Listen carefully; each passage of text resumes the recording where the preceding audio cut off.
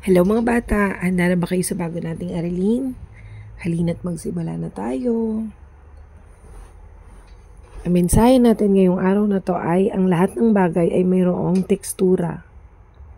Natatandaan niyo pa ba ang mga tekstura mga bata? Narito sila. Makinis, smooth. Ito ang mga halimbawa ng makinis. Magaspang o rough.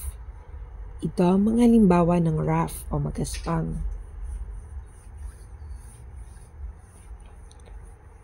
Malambot o sa Ingles, soft. Ito ang mga halimbawa ng mga bagay na malambot o soft. Ito naman ay matigas, hard. At ito naman ang mga halimbawa ng mga bagay na matigas. Isa pa mga bata, ulitin natin ano-ano ang mga iba't ibang uri ng tekstura. Ngayon, oras na para sa gawain. Bilugan ang mga spang at lagyan naman ng check ang mga makikinis na bagay. Pagkilala sa mga letra. Ating balikan ang tunog ng letrang Q. Subukan natin ano-ano dito ang mayroong tunog Q. Ano-ano ang kulay ng letter Q? Banggitin mo nga. Magaling mga bata.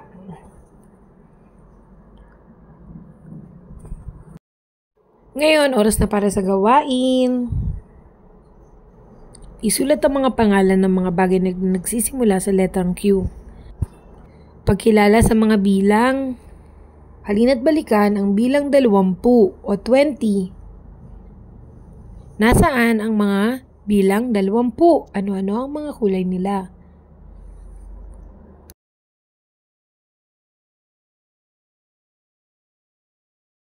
Halina't bumilang ng mga bagay na mayroong bilang 20 o 20.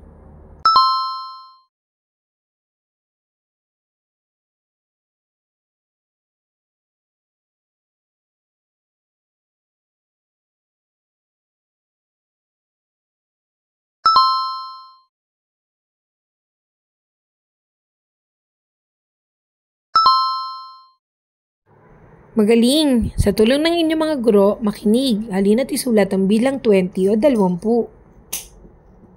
Oras na para sa gawain.